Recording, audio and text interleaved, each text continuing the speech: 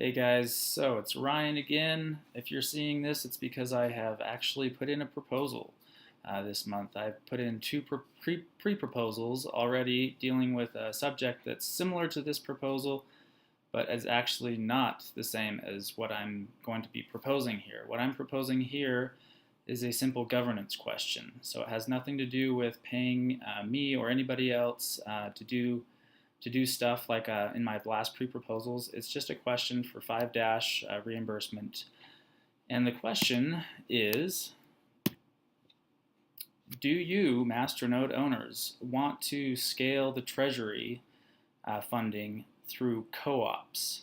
So maybe that doesn't mean anything quite yet to you, because I don't know if everybody knows what co-ops exactly are, but basically they're kind of like a DAO, but or little teams underneath like major teams that would put proposals into the Treasury and then fund other people below them. So you can call them DAOs, you can call them teams, you can call them co-ops, whatever. It doesn't matter what the term is.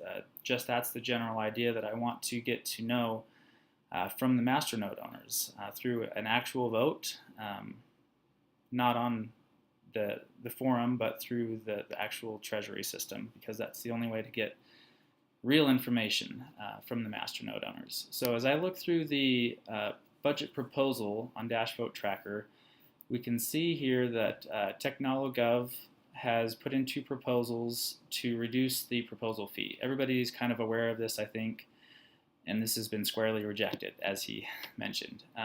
So obviously, we do not intend to scale through lowering the fee so that a bunch of people can make proposals to the network easily. That is obviously something that the masternode owners do not want. But so the question is, what do we want? So I'm going to propose an alternative that has been discussed around. This is not my idea exclusively. Not even close. I actually hope that it's pretty much on everybody's mind, that this is kind of like what everybody is assuming, but I wanted to actually make it explicit by putting in this proposal that this is kind of where we want to head. And I'll talk about I'll get into some more details here in this little presentation. So I want to go through a few questions. So first question is, how can the Treasury scale? Second question, what are the pros and cons of each scaling method? How does the Treasury currently look, and where are we going? So the first question, how can the Treasury scale? So I would like to suggest we model the Treasury, specifically the funding that comes from the Treasury, as a network, where each dot represents a person receiving Treasury funds, either directly or indirectly from somebody who received the Treasury funding. And then each line would be a transfer of Treasury funds for work performed. So if we look here, we have three kinds of networks: a centralized network, a decentralized network, and something that could be called a distributed network. So if you'll notice here, actually all these dots are the exact same in each one of these pictures. The only difference is the structure of the network and how the nodes, they're called nodes by nerds, but like how these little dots are connected. So I think it's pretty obvious after you look at this for a second, like which, this is centralized, this is decentralized, this is distributed, and they have their different characteristics. So if we get specifically kind of model this to the Treasury, a centralized system would be one where a group, maybe we'll call them Dash Core, they receive all the funds and then they distribute to subcontractors. A decentralized system would be like a co-op situation or a sub-DAO situation or whatever you want to call it, where people would basically propose to the actual Treasury network with the intention to be a team that would fund a lot of people, not just like you doing a certain project, but you would fund a lot of other projects or a lot of other people at least. the key idea being that a lot of people get funding through one person or one group. Um, and then the third kind of system would be a distributed system. This would be where like all the individuals just propose work separately. So there would be no core development team in this kind of a situation. You can kind of see all of these nodes, all of these dots are roughly like equally important, where as opposed to this, where there's obviously one very important dot or person, and then all the other dots depend on that person. And here you have like somewhat important people, like more important than others, obviously, in this little cluster, where this guy would receive funds, and then he'd be paying these either people or other groups or other projects. So you kind of get the idea there. So that's how that's three different ways that we can scale the Treasury. The next question would be, what are the pros and cons of each of these methods? So in a centralized system, the benefit is that it's a very simple system. It's very efficient because it's very simple. One person gets the funds and he distributes it out, and there's very clear communication about what's to be performed, what works to be performed, for how much, and it's just very smooth, very, very efficient. So the cons is that this is a system that's vulnerable to attack. It's not a very strong system, and I would suggest that it's not a sustainable system because there will be attacks, and they will come in various forms. And it's not just attacks necessarily, but it's just not a very scalable situation. We can imagine that like Ryan might get overwhelmed, and maybe he would hire project managers or whatever to try to help with that, but it's still a centralized system. So if you look on the other side of this, so distributed would be this side. It's kind of a term that maybe not everybody's familiar with, but that kind of side. The benefit of that is that it's a very robust system. It's very sustainable. It's very can be defended against attacks, and it's very strong. But it's also very complex because there's lots of different lines of communication and like who's doing what. So it can also be very inefficient, and that's another thing about this is efficient, this is not efficient, but some of those inefficiencies are made up for by a more sustainable, more robust system.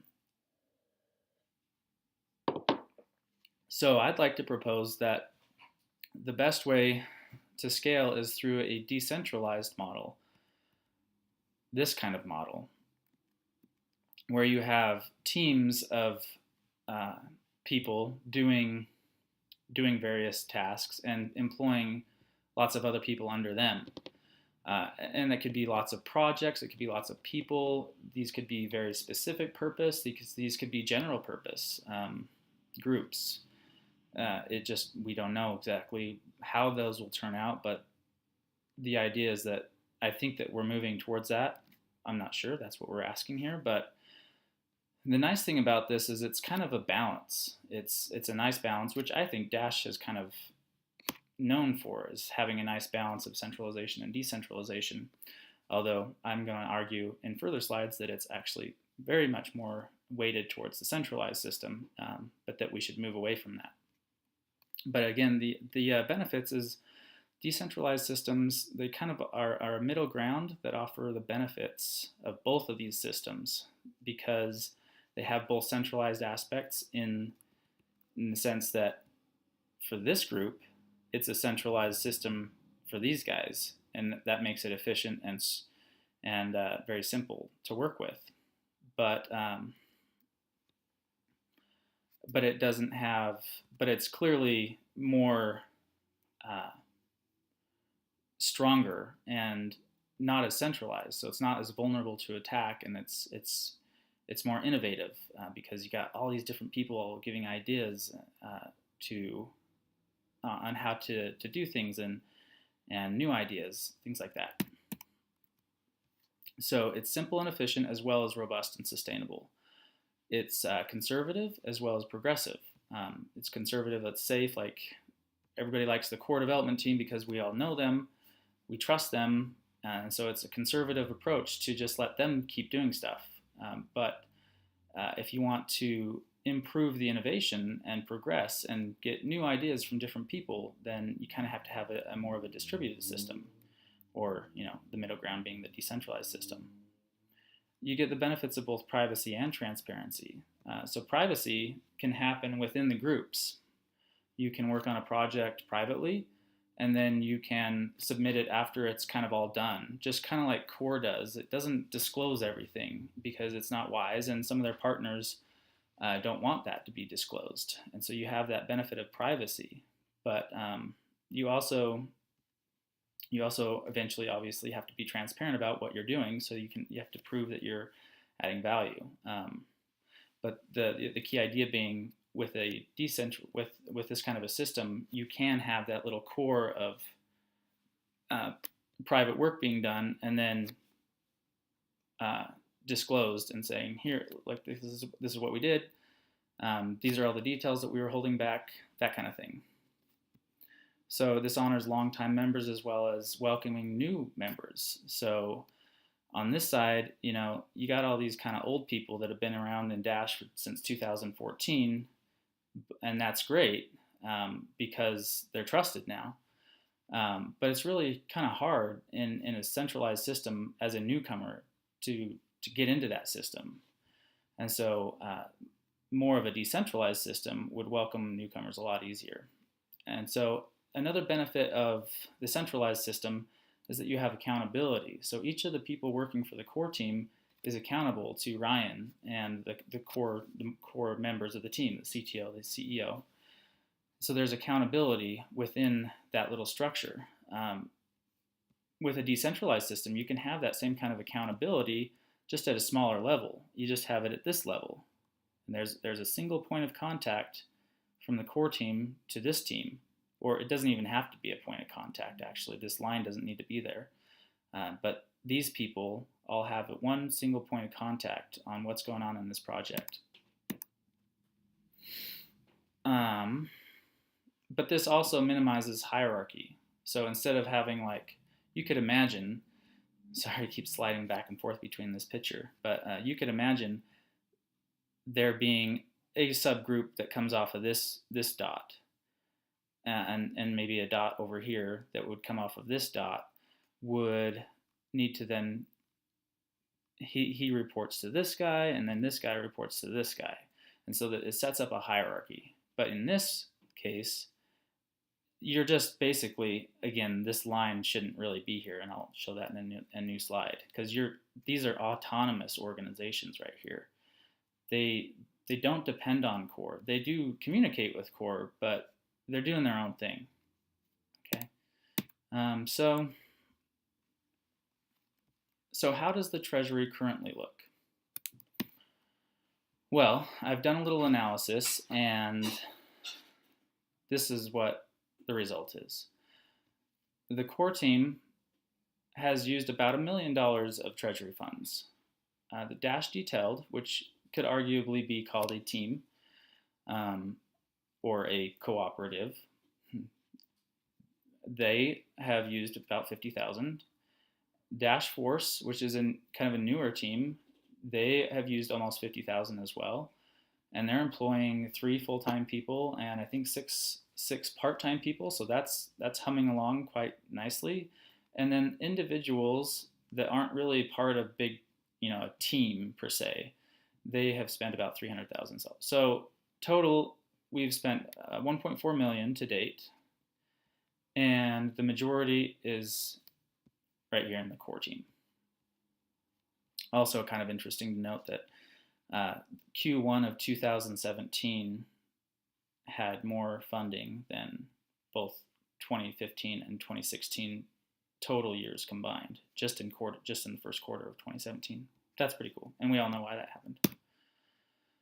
So this is a pie chart showing the same thing. It's the same numbers behind here, just in percentages. Here's the core team, Dash Detailed, Dash Force, and then here's the normal like independent contractors. So the question is this a healthy distribution of funds?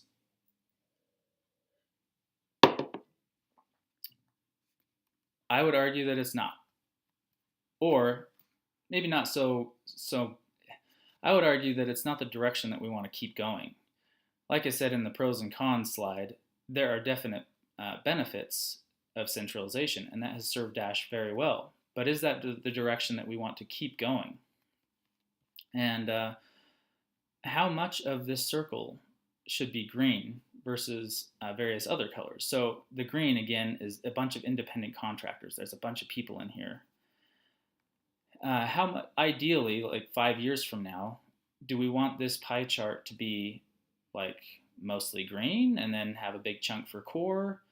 Or do we want not a whole lot of green and a whole lot of different other chunks that look like this, that kind of piece this pie together in maybe 10, 20, 30 teams instead of like 300 or 3,000 individual people? So that's the question. And speaking of people, so the top 10 contractors, this is just another look of my little analysis, and anybody can ask me questions about how I did this, but the top 10 contractors have received 91% of the funds. So the question is, what's the state, again, going back to this question, how does the Treasury currently look? Well, to me, it looks pretty centralized. And I just did a little bit of what I think would be a pretty rough estimate of our Treasury payout system. You got Ryan Taylor, Evan Duffield. They're funding and employing a bunch of people here with these lines, and then there's these dots without lines to the core. These are these independent people. These circles would be a lot smaller if they were really to scale, but you get the idea. Here's Dash detailed, and here's Dash force. So, what does this system resemble? This, or this? I think it's pretty clear. To put some answers to these questions explicitly, how can the Treasury scale? It can scale either by centralizing, decentralizing, or distributing. Centralizing would be make the core team bigger. Decentralizing would be something like what I'm proposing in this, forming teams to submit to the Treasury, or distributive, which would be like, let's maybe lower the proposal fee, and so that a bunch of people can more easily hit the Treasury. Well, we kind of see that that's not what we prefer. At least that's how the voting has gone. So what are the pros and cons of each scaling method? Centralized is efficient, but it's weak. It's also very effective. It has been effective. Distributed systems are the opposite of that, basically. They're not very efficient, but they're very strong. And decentralized is, again, that middle ground that it kind of has the best of both worlds. So that's what I'm advocating. So yeah, based on how does the Treasury currently look? So based on the payouts, the Treasury is quite centralized. So the question is, where are we going? Do we want to keep that centralization? Are we happy staying with the current model for the time being, or do we want to move in a different direction? So I propose that we decentralize through cooperatives or sub-DAOs, or whatever you want to call them again. So just looking at this, we're right here. This is where you are. So moving towards this kind of a model is decentralizing in nature. If we were here and we moved to this model, you could argue that that would be centralizing. But since we're here, moving towards this kind of a model is decentralizing. So that's what I'm advocating. That's what I'm proposing. But let's ask the masternodes. So I'm going to put out, well, I already have if you're watching this. Yes. So the question is, do you, masternode owners, want the Treasury to scale by funding co-ops like cooperatives, or DAOs again. So yes would mean yes, I see the problem or the issue, the challenge that we have with centralization. I generally agree with the proposed solution to decentralize using co-ops. That's what yes would mean. So, and yes would also be like, yeah, I want to encourage, I encourage co-ops to submit proposals. No would mean, yeah, I see the problem, but I'm opposed to the proposed solution. I don't think that these co-ops things or sub-DAOs are the right solution. Or you just don't see the problem. Like things are going great, and things will go great for this foreseeable future. So there's no problem, nothing needs to be solved. Abstain would mean like I've considered this information, but I don't really have an opinion yet. I don't know exactly where I stand. I'm not strongly in favor. I'm not strongly opposed. Or I just don't like the way that this question is phrased, something along those lines. So yeah, please vote on this, yes, no, or abstain. But what I'm advocating is that we should move towards this decentralization model. I think that it would yield a lot of benefits, benefits of both centralization and decentralization. Those pros and cons, the pros of both of those columns we'd get, and it would increase contribution and reputation opportunities for people. It would increase the quality and decrease the cost through competition. So the more people doing a certain thing, the higher the quality gets because there's competition, and that ultimately decreases the costs of given work outputs. So this would also increase project accountability because you'd have a single point of contact for each given project instead of having to manage 300 single points of contact, I guess you could consider it. You would have like maybe 10 single points of contact of where the funding is going. You'd have 10 responsible people saying whether or not you've delivered your deliverables and how that was performed and such. This would decrease the burden on the masternode owners and the Dash contractors. So it's going to be easier to submit proposals because people would submit proposals to co-ops instead of to the Treasury. And it would be a lot easier on the masternode owners because they'd only have like 10 or 20 or 30 co-ops to evaluate instead of 100 or 200 or 300 people hitting the network through the Treasury. So ultimately, it just provides healthy scaling. We're just barely beginning this scaling issue, so it may not seem like a problem, but right now. But I'm just kind of looking forward. What is our path forward? Which direction do we want to go?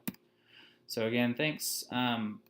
Vote please, Dash Central, and I can be contacted at Ryan. That's my username on all these different places. I probably won't be submitting a pre-proposal, just go straight to the proposal so I can get actual masternode feedback and get some eyeballs on this. So thanks again,